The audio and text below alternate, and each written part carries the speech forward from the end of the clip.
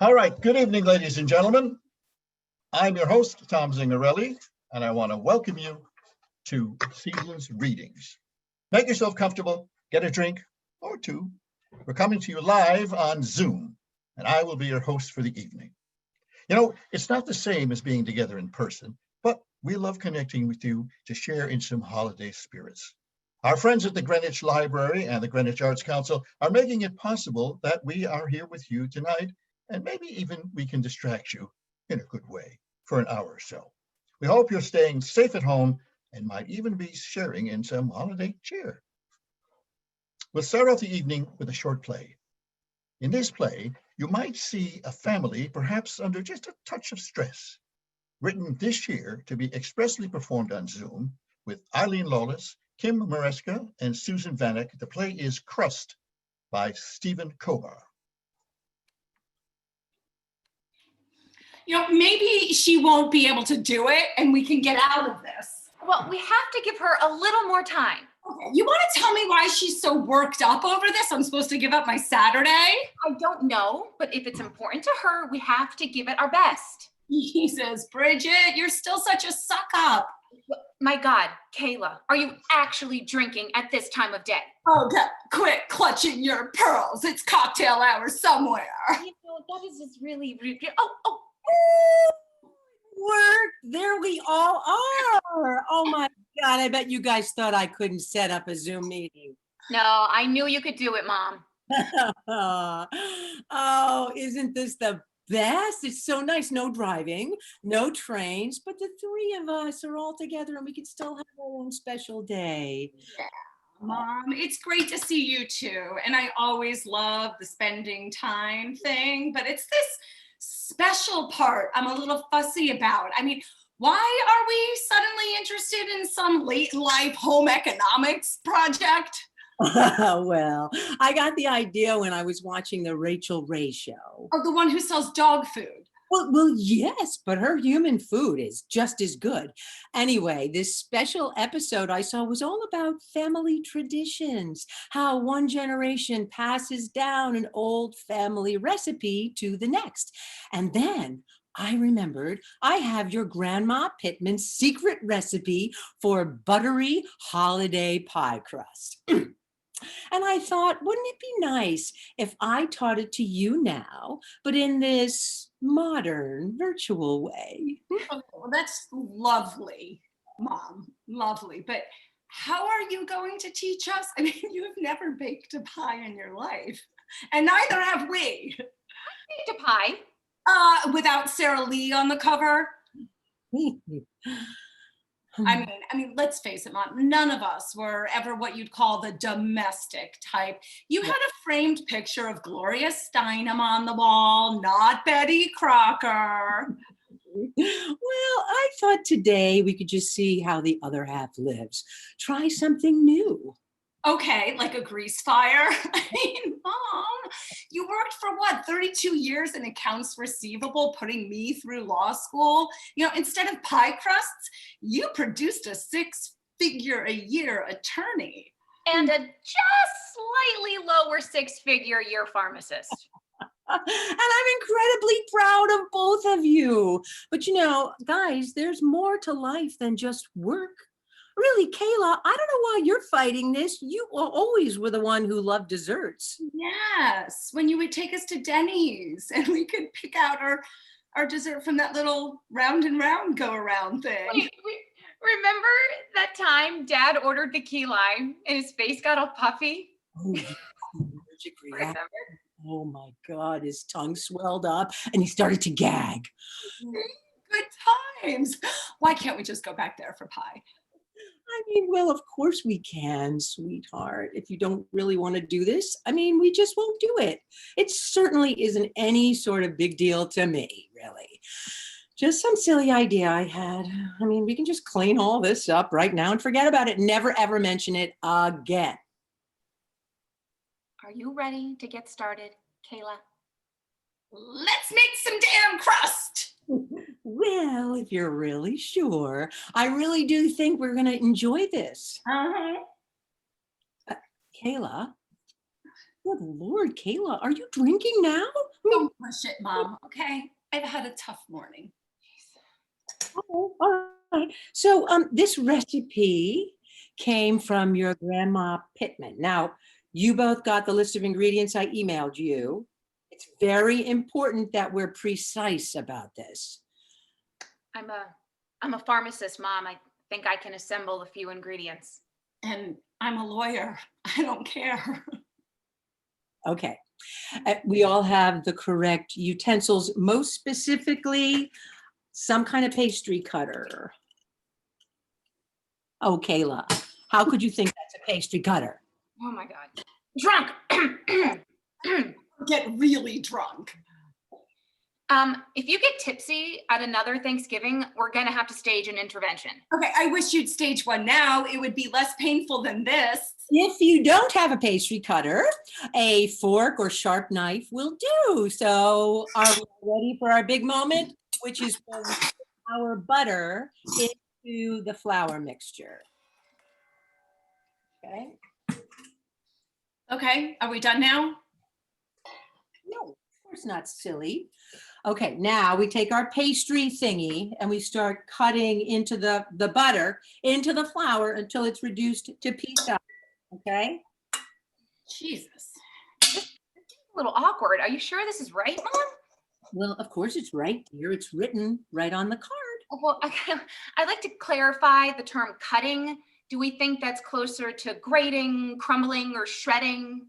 Okay, hey, remember when Dad got fired for trying to steal that paper shredder from work? He did not try to steal it. He just took it as a loaner. You're still so gullible. Be nice to your sister, Kayla. Was she nice to me when I asked her for a favor last week? How often do I have to tell you, Kayla? I cannot get you a bottle of Norco. The small one. Stop pestering your sister for opioids, Kayla. You can get in trouble. Now, let's just keep, focused on our work here, please. I'm extremely focused, but this just doesn't seem to want to cooperate. Oh, it'll be fine, dear. Listen, just don't get frustrated. You know what it does to you. Okay, I have a pertinent question. Okay. We're trying to make pie crust, but the list of ingredients you sent includes nothing to put in the crust. Exactly what kind of pies are we to be making? What? You heard me. Well, it can be any sort of pie you like. I purposely kept it open-ended. You're supposed to, get creative. Have fun with it. The magic of baking. Damn it! This Oh. is just refusing to be reduced into pea-sized pieces. Just keep at it, dear. I've kept at it and now my knuckles are bleeding. Okay, better get the riddle in. She's going to have one of her overachiever meltdowns. It's not. Okay, I really think there's something fishy about this whole recipe. I mean, I don't remember Grandma baking anything. Probably memory loss due to your alcoholism. Okay, why don't you eat it, Bridge? Why don't you eat it, Kayla?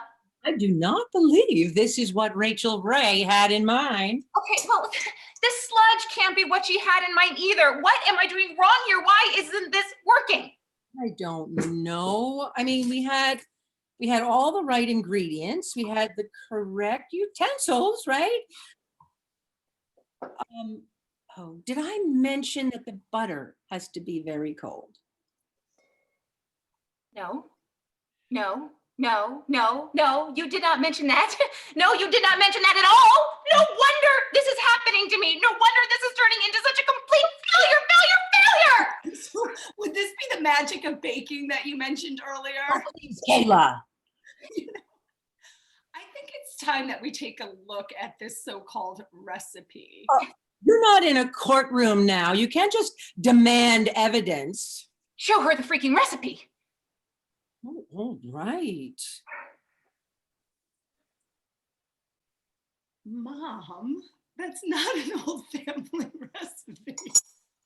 That's just something cut out of a magazine and scotch taped to a crumpled index card. Oh, so what does that prove, Ayla? Listen, maybe this crust was so buttery, it won a contest and somebody published it. I mean, I found this when I cleaned out her house. I know it came from your grandmother, who oh, was my mother, and this is what she left me. So what if it was cut out of a magazine? That doesn't mean anything.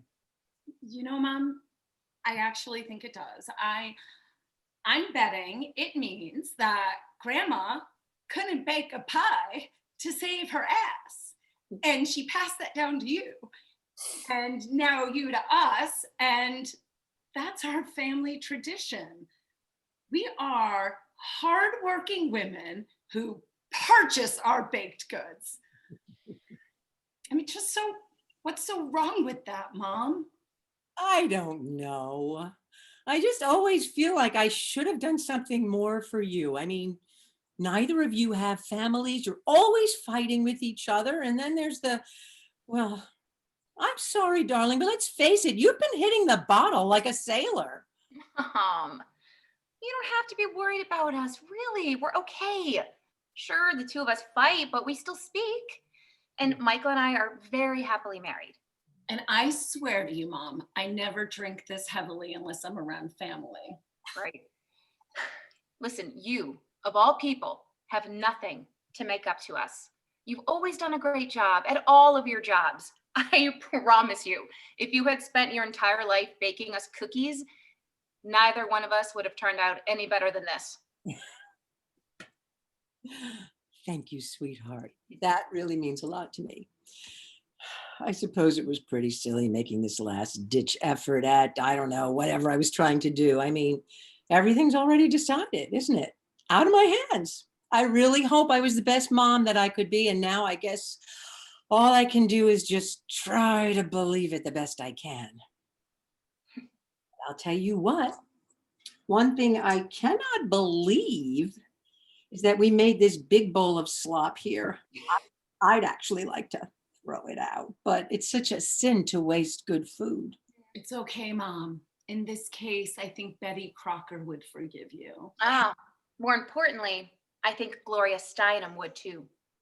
Hey, remember when your picture of Gloria Steinem went missing and later we found that Dad had been taking it into the bathroom with him? My God, Kayla, that is so gross. Why do you always have to say things like that?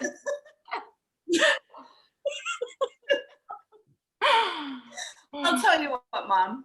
Oh, What do you say that I drive out next weekend and we go to Denny's and we have some professionally made pie? How does that sound?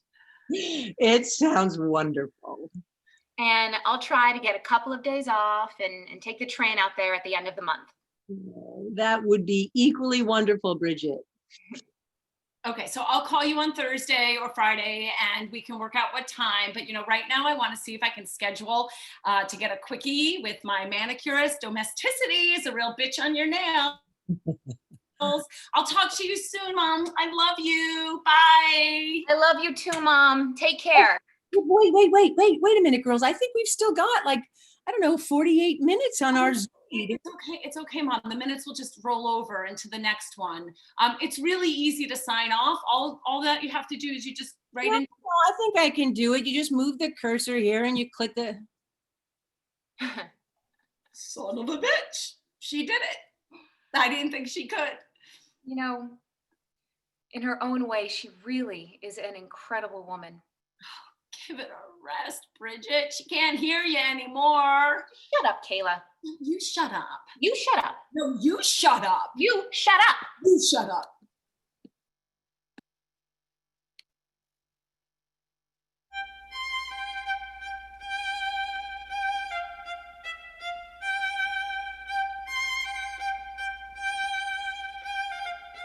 Okay.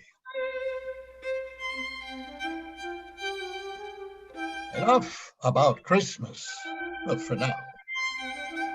Now we're talking about the world's longest holiday, Hanukkah. Kids may think it's all about the presents, but we know it's really about finding and spreading the light amid the darkness. Next up, a short story about a young Peace Corps worker back in the 1990s teaching English in a little town in Hungary, told to you by Susan Vanek. I Had a Little Dreidel by Simone Zelich. As a Peace Corps volunteer in Hungary, I taught English in a pretty little town called Veszprém. Veszprém had a castle district, a famous zoo, a Jewish cemetery, and as far as I could tell, no Jews. I discovered the Jewish cemetery not long after I'd arrived in town, where I taught at the local teachers' college. My students, mostly women, worked 2 or 3 jobs on top of their studies, and they let me know it. They complained relentlessly, but had an enormous appetite for anything they could pass on to their students. Old copies of Time magazine or recipes for brownies, and especially American songs. And I learned to write the lyrics on the blackboard, and these worn down and unhappy women would sing them out, a line at a time, with voices like angels. And when we weren't singing, we worked our way through the grammar books and held free range conversations about daily life in Hungary. It gave me a chance to ask plenty of questions, and they held forth on marriage, economics, recent history. And when I had a sense that anything was possible, I decided to ask my students about the treatment of minorities in Hungary. And one of my students asked, "Can we talk about the Jewish problem?" And I asked, "Is there a problem with anti-Semitism in Hungary?" "No," she said, "the Jews are the problem." They joined in with enthusiasm. "The Jews dominate the media. They stick together and only help each other. If you want proof of how much power they have, look at how many of them survived in Budapest during the war." I mumbled, "Well, how many of them survived here in Veszprém?" But I don't think they heard me. To be honest, I was speechless.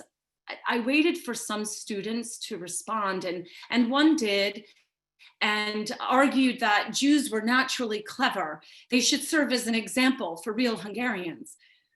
And I kept thinking I should break in now, tell them I'm Jewish, but I didn't. I can make excuses that a good teacher steps back and lets the students take the lead, that coming out of it as a Jew would censor them and stop the conversation dead. Still, when class ended, I left in a hurry, feeling like a coward. That feeling grew. I had never in my life felt so isolated or Jewish. Budapest had a substantial Jewish population, but when the Nazis invaded Hungary late in the war, they managed to deport Jews from the provincial towns with such efficiency that one can only assume that the population was cooperative. I had visited many small towns and found the remains of synagogues, some empty shells, some transformed into community centers or museums or dance clubs. I looked at the sweet old ladies who sold mushrooms at the farmer's market and wondered if they'd watched the Jews loaded on the trains to Auschwitz. Some of my students jokingly referred to Budapest as Judapest. My silence might have been understandable, but it was also dishonest. How would I let them know who I was without making them feel accused? Then came December, the end of the semester, my final class. The students presented me with a desk full of Christmas presents and serenaded me with the Hungarian version of Silent Night. I thanked them and said, "I want to teach you one more song." And then I took out a dreidel. I held it up and explained the Hebrew letters on its sides and what each stood for. Nas Gadol Haya Shem. A great miracle happened there. I briefly told the story of the miracle of the oil. I might have told them how the game was played, that it was a gambling game. I might have told them about the Maccabees who refused to disappear into a world of Greeks and Syrians at the peril of their lives. To be honest, I can barely remember what I said to them. I was more fixated on what I was really telling them. I wrote the words to the song on the chalkboard and sang out for the first line. I had a little dreidel, I made it out of clay. They sang back in angelic unison. I couldn't read their faces. I taught them the whole song. I doubt any of them passed it on to their own students. No one approached me after class. But not long before the end of my time in Vesprem, a shy older student approached me and asked me to her house for tea. I accepted, although I was a little perplexed. She had barely spoken to me before. She picked me up on a cold spring afternoon, shivering in a Haifa t-shirt. I spoke with hesitation. Have you been to Israel? And she answered, yes, I have family there. I told her I did too, and came right out and said, I'm Jewish. And she practically exploded. I knew you were. I knew you were. I am too. I'm so glad. And she drove me to her village, her words just coming out in a flood. And in her home, she showed me her Shabbat candlesticks, her Kiddush cup, and a photograph of her son, David. I told her that my father's name was David. It's a Jewish name, she said. Walking distance from our house was a tiny concrete building, a synagogue built in what she called the American style. It had replaced one that had caved in 2 years before. She called the old caretaker to unlock the door, and he told me that the synagogue was closed for most of the winter, but in summer, it was a popular attraction for the German tourists who would join them for Shabbat services. I couldn't tell if he saw the irony in the situation. He showed me the interior, a few rows of plastic benches, a raised platform, and a small curtained alcove that had 2 Torahs, one for the men, he said, and one for the women. And then he asked if I could read Torah. I hesitated and admitted that I used to know some Hebrew, but hadn't spoken the language in 15 years. My student looked so embarrassed that for a moment I was tempted to give it a try. But the moment passed and I think they forgave me. They'd lasted this long without an American girl to read from their Torah. Apparently, the provinces were not emptied of Jews. In the age of the Maccabees, 1 flask of oil was enough to rededicate a temple. A great miracle happened there.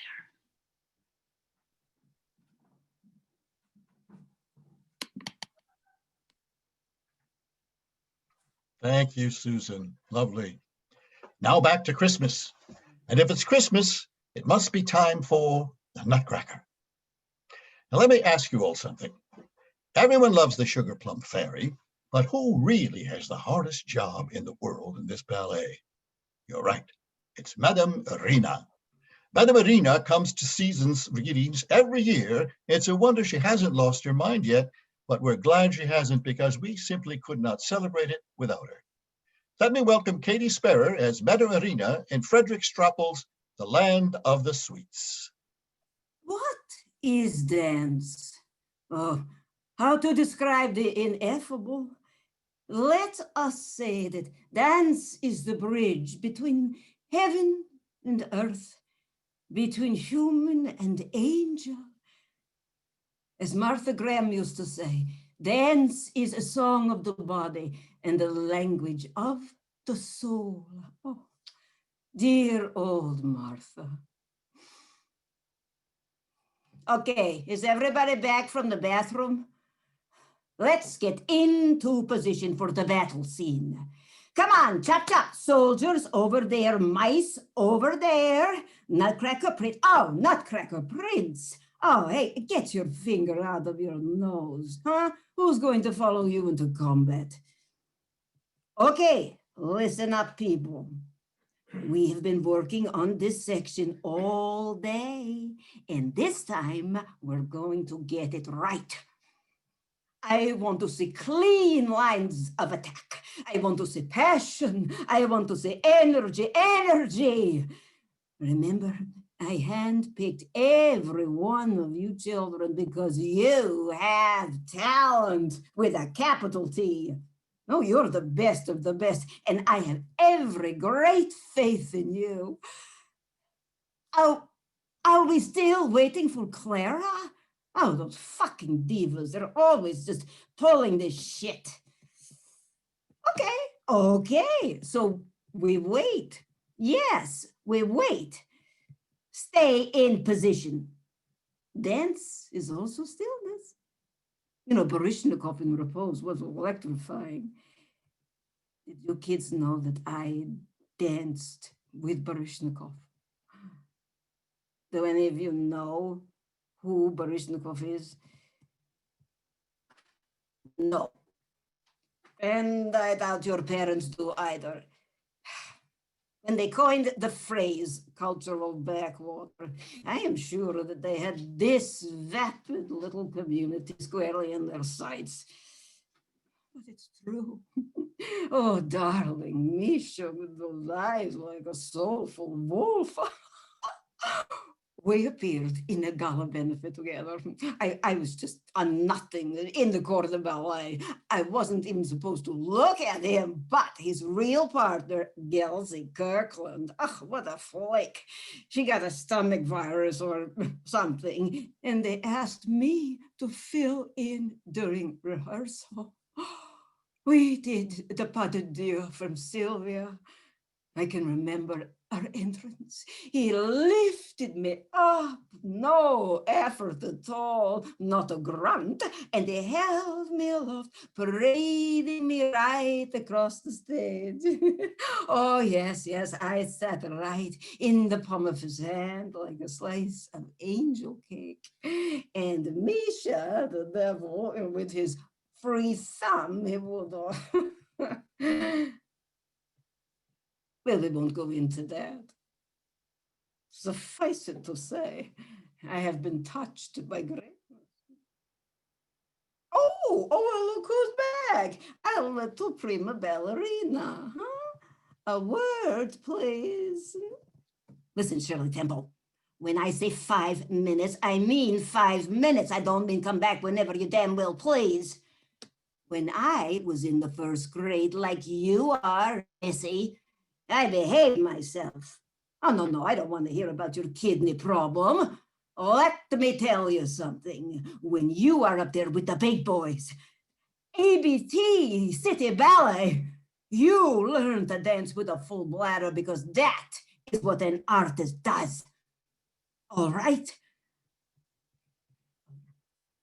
Now, we are going to start the music.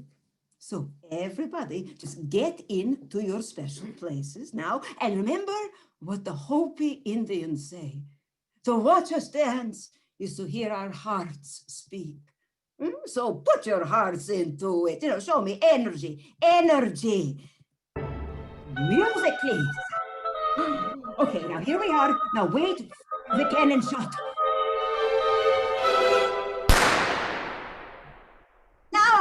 No, only one mouse gets hit. The rest of you just get off the floor. Oh, get off the floor, I'm telling you. Oh, no, just, oh, please, I'm telling you. Now, off the floor. You, this way, you've got to fight him. You hear what I'm saying? No, please, you've got, All right, we're fighting and we're fighting and we're fighting. And soldiers, watch your sidelines. Mice, keep crossing those teeth. Nutcracker, wave your sword like you mean it. Everybody, listen to your music, please. Okay, here comes the mouse king. He's very scary. Oh, Clara, show a little emotion. Don't just stand there like a hump. Soldiers, mice, exit, out of the way, to clear the space for the main event. Nutcracker, please. Legal posture. Mouse king, more creepy crawly. And carry and thrust, Clara, stop scratching your behind and watch the fight. Okay, the Nutcracker is down. Mouse King, raise your sword. Clara! A slipper, throw it! No, throw it at the Mouse King, not at the ceiling. Nutcracker, oh, just stab him anyway. Mouse King, you're dead. Fall down. Wiggle your feet. Where are the other mice? Oh, come on, just carry him off stage. Just drag him if you have to. Go. Stop.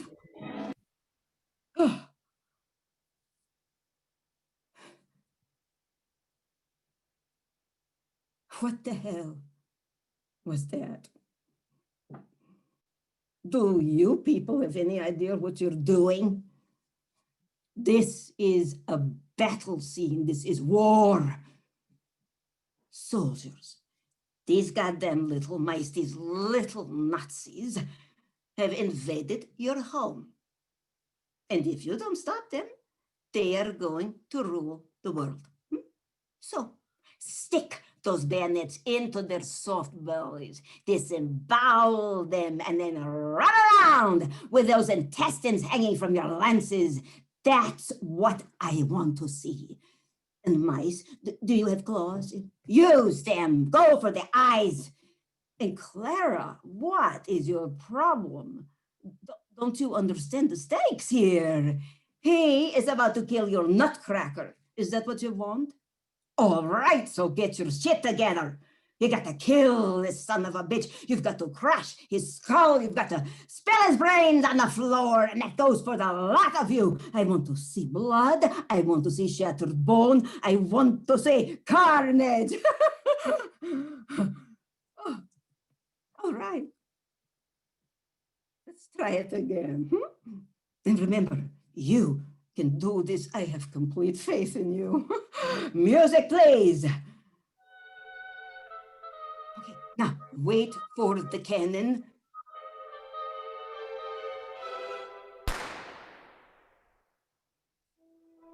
Somebody fall down. Oh, let's start fighting. Come on. Bayonets, close, kill each other. Carnage, energy. Stop. You're making my eyes bleed. Whoever told you kids you could dance? Seldom, if ever, has so little talent been gathered under one roof. This rinky-dink production is probably the high point of your career, so enjoy it while it lasts, because the next stop, oblivion, obscurity, a slow, anonymous march to the grave. What are you all crying about? Oh, was it something that I said? Oh, come on. You can't take a little constructive criticism. You should have heard some of the things that they said to me over the years. Did that stop me? No, I just got tougher, because that is what an artist does. No, but, all right. Do you want something to cry about? Try working yourself like a dog, clawing your way to the top, and then blowing out your knee on the fucking arabesque and watching your career go into the ash heap. That is a tragedy. That is a waste of life. Oh, all right, stop crying. No, I'm not going to cancel this show. It's only the Nutcracker anyway. as long as the friggin' tree grows. No, Clara, I didn't mean any of those things. You are very talented. You're a gem. Oh, don't worry about the slipper. Just do whatever you want. Have fun. You know what the Japanese say? We're fools, whether we dance or not, so we might as well dance.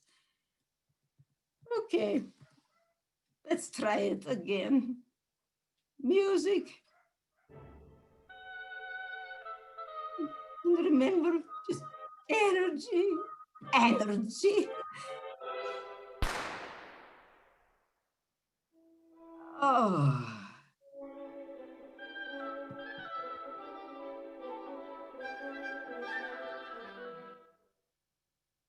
Thank you so much, Katie. Spasiba. Now a story that I am sure will touch your hearts. It's December 25th, 1914, the front lines in Belgium. 4 young men, boys really, far from home, telling one of the most unique and celebrated stories of World War II. A Christmas Truce by Aaron Shepard.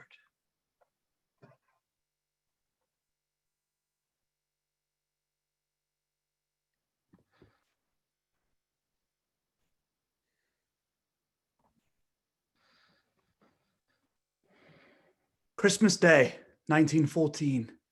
Dear Mother. My darling Meg. My good friend Charles. My dear sister Janet. It's just 2 o'clock in the morning and most of our men are asleep in their dugouts.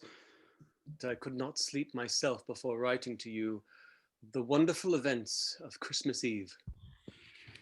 In truth, what happened seems almost like a fairy tale, and if I hadn't been through it myself, I would scarce believe it. Just imagine, while you and the family sang carols before the fire there in London, I did the same with enemy soldiers here on the battlefields of France. As I wrote before, there has been little serious fighting of late. The first battles of the war left so many dead that both sides have held back until replacements could come from home. So we've mostly stayed in our trenches and waited. But what a terrible waiting it has been, knowing that any moment an artillery shell might land and explode beside us in the trench, killing or maiming several men, and in daylight not daring to lift our heads above ground for fear of a sniper's bullet. And the rain. It has fallen almost daily. Of course, it collects right in our trenches, where we must bail it out with pots and pans, and the rain has come mud, a good foot or more deep. It splatters and cakes everything and constantly sucks at our boots. One new recruit got his feet stuck in it and then his hands too when he tried to get them out. Just like that American story of the tar baby. Through all this, we couldn't help feeling curious about the German soldiers across the way. After all, they faced the same dangers we did and slogged about in the same muck. What's more, their first trench was only 50 yards from ours. Between us lay no man's land, bordered on both sides by barbed wire. Yet they were close enough, we sometimes heard their voices. Of course, we hated them whenever they killed our friends. But other times, we joked about them and felt we almost had something in common. And now it seems they felt the same. Just yesterday, Christmas Eve day, we had our first good freeze. Cold as we were, we welcomed it because at least the mud froze solid.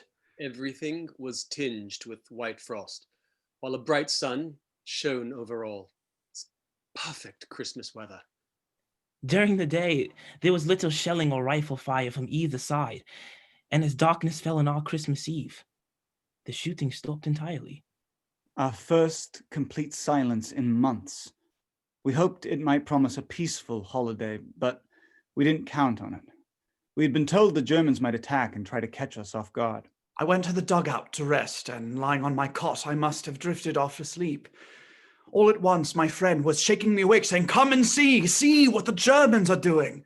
I grabbed my rifle, stumbled out into the trench, and stuck my head cautiously above the sandbags.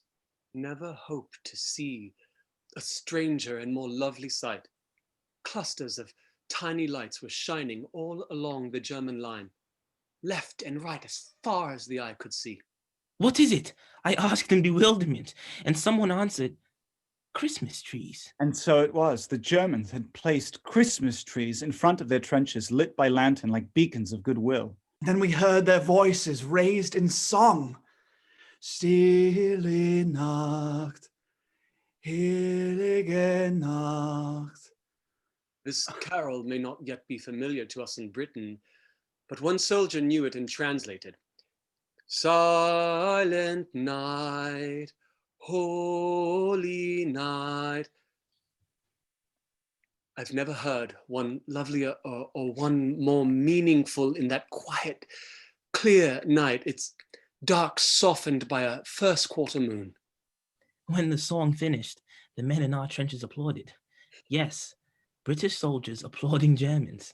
Then one of our own men started singing, and then we all joined in. The first Noel, the angel did say. In truth, we sounded not nearly as good as the Germans with their fine harmonies, but they responded with enthusiastic applause of their own and began another. O Tannenbaum, O Tannenbaum. Then we replied, "O come, all ye faithful." This time they joined in, singing the same words in Latin. Adeste fidelis. British and German harmonizing across no man's land. I would have thought nothing could be more amazing, but what came next was more so. English, come over! We heard one of them shout. You no shoot, we no shoot. There, in the trenches, we looked at each other in bewilderment. Then one of us shouted jokingly, "You come over here!" To our astonishment, we saw two figures rise from the trench, climb over their barbed wire, and advance unprotected across no man's land. One of them called, "Send the officer to talk." I saw one of our men lift his rifle to the ready, and no doubt others did the same. But our captain called out, "Hold your fire!" And then he climbed out and went to meet the Germans halfway. We heard them talking, and a few minutes later, the captain came back with a German cigar in his mouth. "We've agreed there will be no shooting before midnight tomorrow," he announced, "but sentries are to remain on duty and the rest of you stay alert." Across the way, we could make out two or three men starting out of trenches and coming toward us. And then some of us were climbing out too. And in minutes more, there we were, in no man's land. Over 100 soldiers and officers, each shaking hands with men that we'd been trying to kill just hours earlier. For long, a bonfire was built, and around it we mingled British khaki and German grey. I must say the Germans were better dressed with their fresh uniforms for the holiday. Only a couple of our men knew German, but more of the Germans knew English. I asked one of them why that was. "Because many have worked here in England," he said. "Before all this, I was a waiter at the Hotel Cecile. Perhaps I waited on your table." "Perhaps you did," I said, laughing. One German told me he had a girlfriend in London and that the war had interrupted their plans for marriage. I told him, "Don't worry, we'll have you beat by Easter. Then you can come back and marry the girl." He laughed at that. Then he asked if I'd send her a postcard he'd give me later. And I promised I would. Another German had been a porter at Victoria Station, and he showed me a picture of his family back in Munich. His eldest sister was so lovely, and I said that I would like to meet her someday. And he beamed, and he said that he would like that very much, and he gave me his family's address. Even those who could not converse could still exchange gifts. Our cigarettes for their cigars, our tea for their coffee, our corned beef for their sausage. Badges and buttons from uniforms changed owners, and one of our lads walked off with the infamous spiked helmet. I myself traded a jackknife for a leather equipment belt, a fine souvenir to show when I get home. Newspapers too changed hands, and the Germans howled with laughter at ours. They assured us that France was finished and Russia nearly beaten too. We told them that that was nonsense, and then one of them said, "Well, you believe your papers, we'll believe ours." Clearly they are lied to. Yet after meeting these men, I wonder how truthful our own newspapers have been. These are not the savage barbarians we've read so much about. They are men with homes and families, hopes and fears, principles, and yes, love of country. In other words, Men like ourselves. Why are we led to believe otherwise? It grew late. A few more songs were traded round the fire, and then all joined in for... I'm not lying to you. Auld Lang Syne. Then we parted with promises to meet again tomorrow. And even some talk of a football match. I was just starting back out of the trenches when an older German clutched my arm. My God, he said, why can we not have peace and all go home? And I told him gently, you must ask your emperor. And then he looked at me searchingly. Perhaps, my friend, but we must also ask our hearts. So, dear mother, Dear wife, Dear friend, Dear sister. tell me, has there ever been such a Christmas Eve in all history? and what does it all mean, this impossible befriending of enemies? for the fighting here, of course, it means regrettably little. Decent fellows those soldiers may be, but they follow orders and we do the same. Besides, we're here to stop their army and send it home, and we could never shirk from that duty. Still, one cannot help imagine what would happen if the spirit shown here were caught by the nations of the world. Of course, disputes must always arise. But what if our leaders were to offer well wishes in place of warnings? Songs in place of slurs.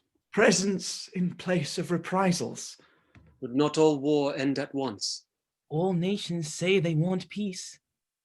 Yet, on this Christmas morning, I wonder if we want it quite enough. Yours truly. Yours always. Sincerely. With all my love. John. Andrew. Philip. Tom.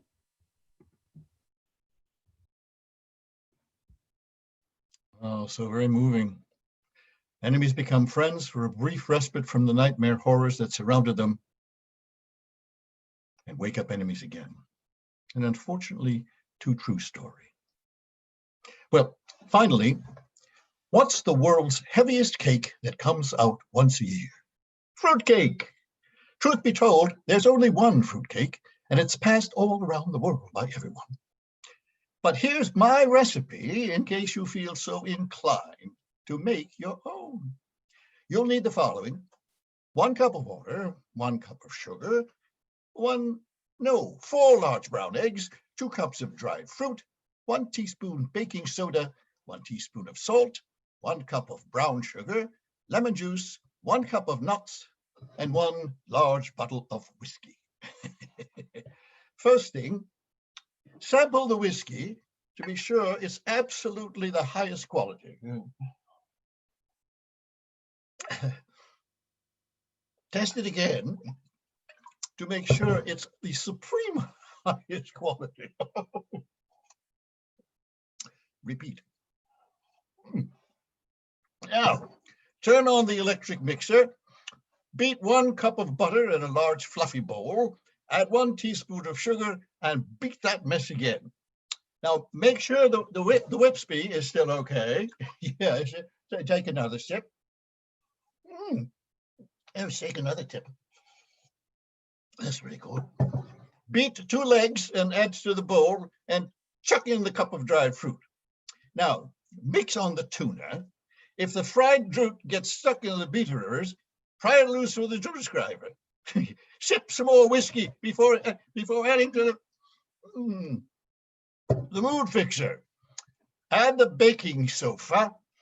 You sure could do with a lie down now. Where's the bottle of whiskey? Oh, it is. Stir in the soda. If you can find the missing cup and that wooden spoon thingy. Now, sample the whiskey again to check for tons of sizzle. Now, sift 2 cups of salt or something like that. Who cares? Check the whiskey, Lily. Oh my God. Sift the lemon juice and strain your nuts. Add 1 tablespoon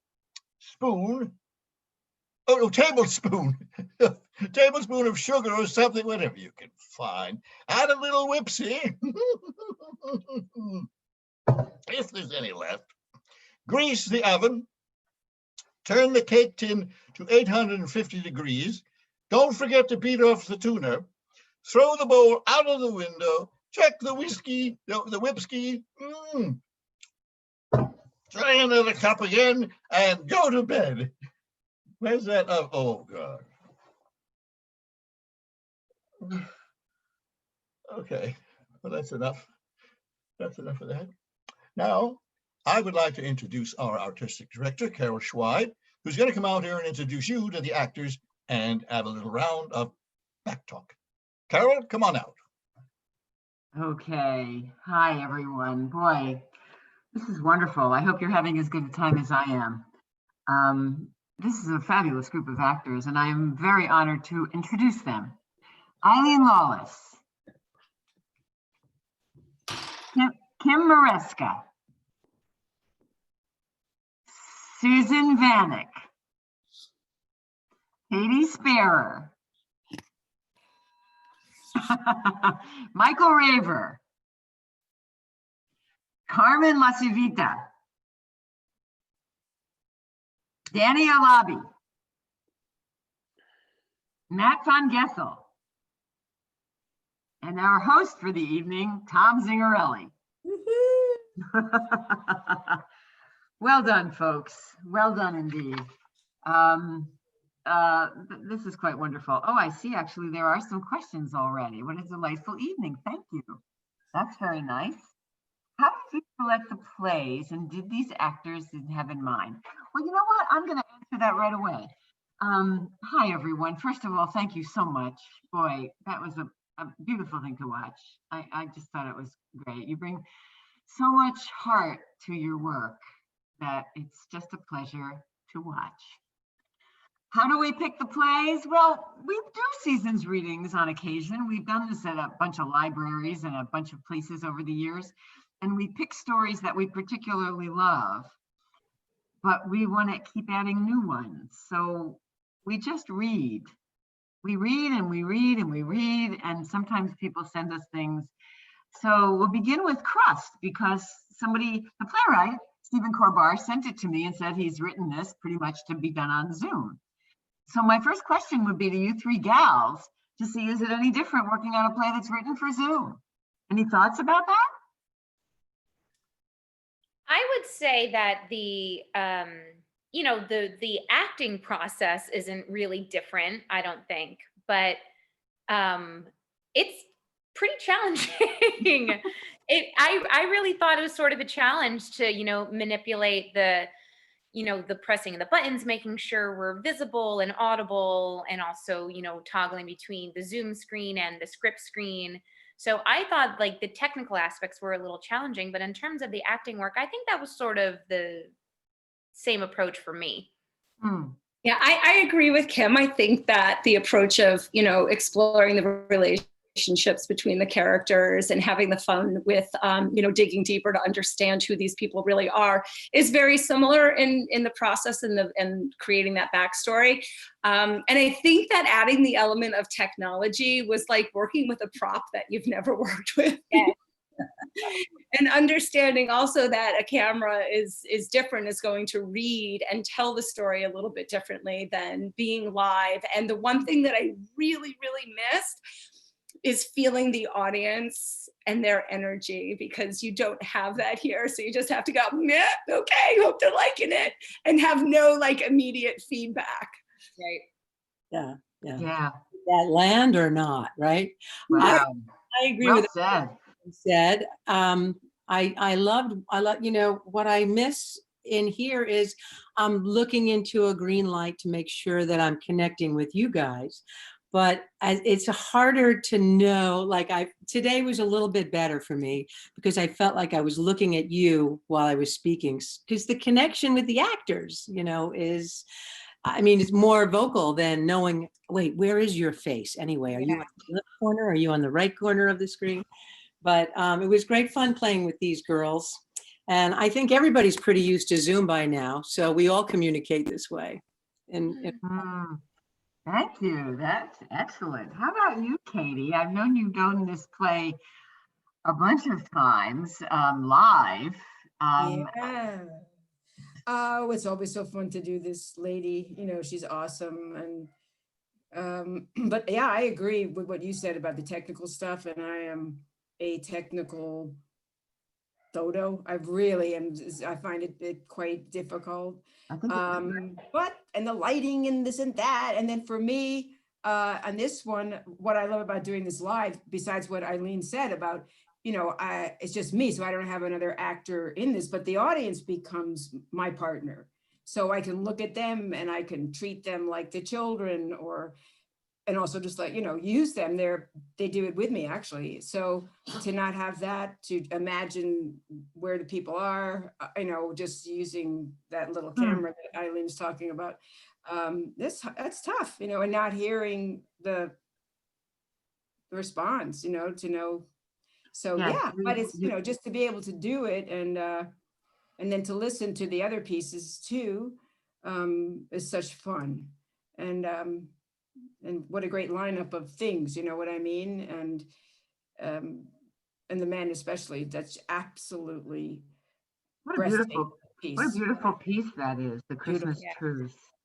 You know, you're young men, and you're certainly a century later after all of this happened. How do you relate to this? What are your feelings about this piece? You did it, I have to say, absolutely beautifully. Thoughts about the way you approach this kind of work? Would love to hear. I didn't know that it was based on true events. So that was really fascinating, and heartwarming, and also reassuring. But like the questions that are posed at the end of the little piece are very poignant about, you know, if we would just simply do these things, then would there not be any war? Could we all get along better? And when it's put so simply, it makes so much sense. And also, I mean, particularly poignant. I mean, I don't want to get like super political, but I do kind of. Go ahead. But the macrocosm of war, sort of distilled down to what's been going on in this country, particularly this year. That it's really not that, like, I think we have a tendency to make, and I think this is like the sort of a message that's sort of embedded in the play, is that we have this tendency to make things sometimes more complicated than they need to be. And in our imaginations, we think something is going to be so insurmountable and impossible, but then when you actually meet it head on, I mean, I think that all of the actors can relate to this, that when you are presented with a role that's really difficult, like a really challenging, meaty, maybe like a sort of a piece that has a lot of a history attached to it, like playing Hamlet or something, that it's really daunting to think about the whole thing. But when you just think about the very first line or the first scene you have to do and just take it one piece at a time, it becomes doable. And I think that that's sort of inherent in this piece too, is deep, like small things one at a time. Oh, that's very good. That's lovely. Other thoughts, fellas? I think I agree with Michael a lot. How we can like make things more complicated than they are at times. For me, this piece is just written so beautifully. The best thing I did myself was just get out the way and just like kind of let the words do the work, because naturally I felt like I could relate to so much what's going on, because we're dealing with so much stuff in the world going on today, coronavirus and all these civil rights movements and just so much going on, sex trafficking, and a lot of the people in power are not doing stuff about it. Everybody just kind of talks, you know what I mean? So I just feel like that was naturally just already grounded in me. And I just loved reading this story, like every time that I read through it. So I kind of just, you know, got out of the way and just let myself be the vessel. And it was just really fun. Nicely. Very, very nice. How about you, Matt? Tim, yeah? Yeah, there's this one line that really stood out to me tonight, which is, you believe your papers and we'll believe ours. And I feel like if we're talking about the news of current events, I feel as though that's something that is going on within our own country. You know, not just Germans, French, and English. I feel like it's between, you know, the polar sides of our own country And there's something very poignant about how the shared experience of Christmas and the holidays is the thing that can bridge that gap. Yes. Even if it is for just a moment. Yes, and you all played it so beautifully. It was just came from such a real place. It's wonderful to see this kind of work on these little computer screens. It's kind of mind-blowing. I'm going to read a couple of the comments. Anne, that was amazing. Every story was amazing. Katie, you blew me away. Here's a question. Do you feel your isolation during this COVID time has brought out a bit more inspiration and desire to connect through the screen? Thoughts? Do you think? Personally, I can't wait to do this in person. Yeah, I want to just say, I feel like this is probably not the answer that some people want to hear, but and I don't want to claim responsibility for anybody else, but just go talk. Just talk for me. I think every time that I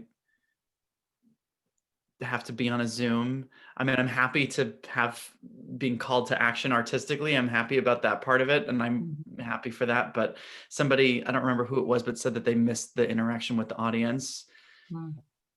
I think if we have to be really, really careful with ourselves during this time, right? Because if you travel too far down that wormhole of thinking about, oh, I missed the audience, or I miss touching somebody or holding somebody. And I think, Carol, I think I said this in the last time we did one of these, that the first thing I want to do when this is over is a love scene. But, and I honestly don't even care who it's with. I genuinely,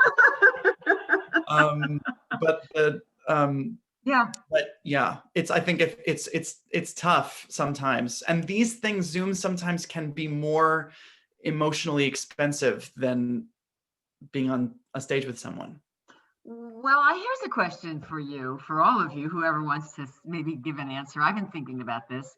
Whenever we go off to work as actors, we, take a shower, wash our hair, get in the car, get on the subway, get on the bus. It's a whole thing about getting ready to go to work and go to the theater and be together and work on so how do you sort of create that for yourselves at home, doing a performance without leaving the house? Anybody have any thoughts about that? I've been thinking about that a lot today. I'm not sure why. It's pretty much the same, especially, the shower part. Still do the shower.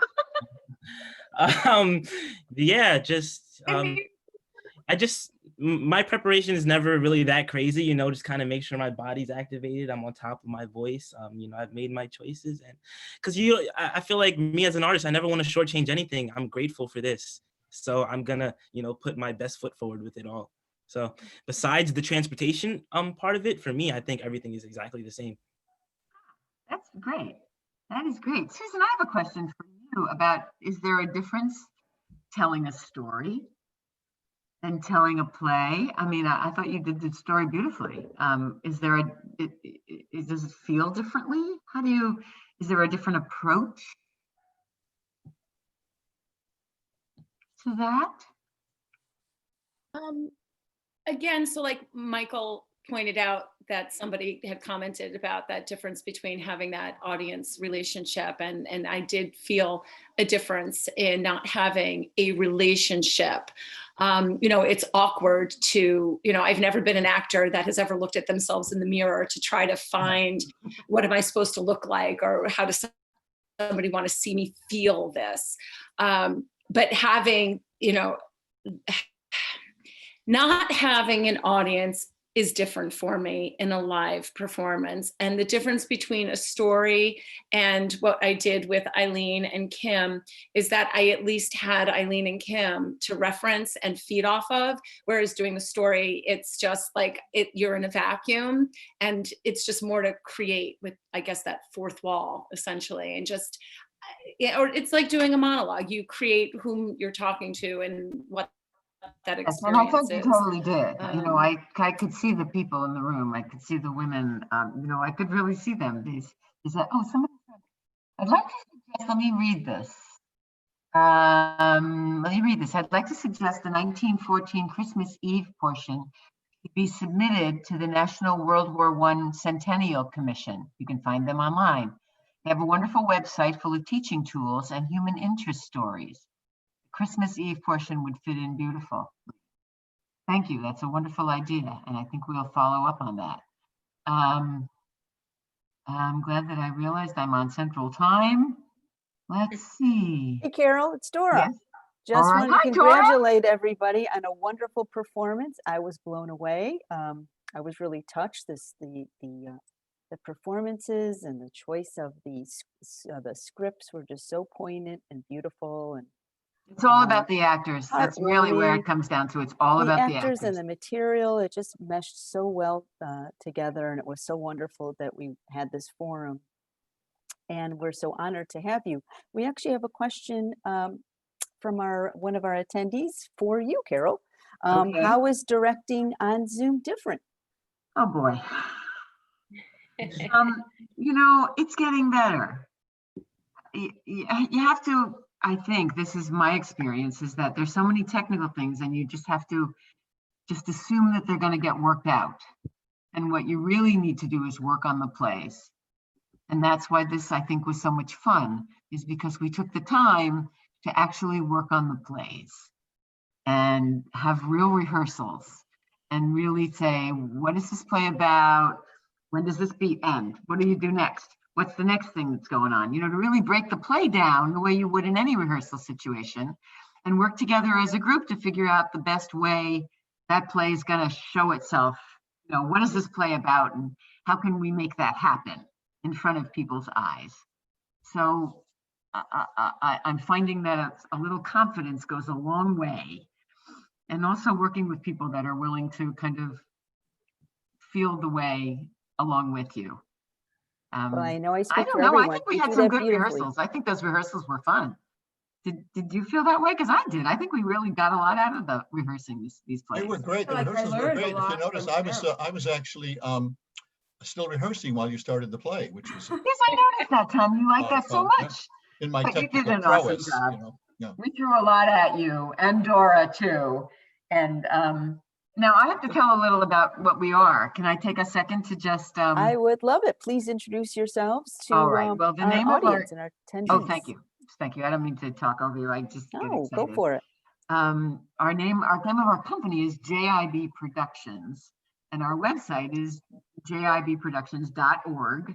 And you can also find us if you Google Play With Your Food. And if you liked what you saw, come to our website and put your name on our mailing list, because we're going to be doing this kind of work for the next couple of months until we start our season in the spring, which is going to be outside. So we're hoping to do one-act plays outside, and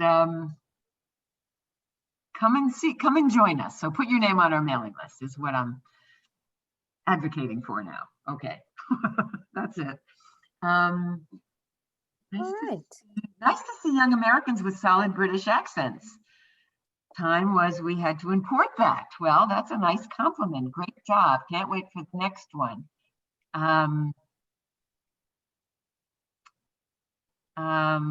Yeah, these are very lovely compliments.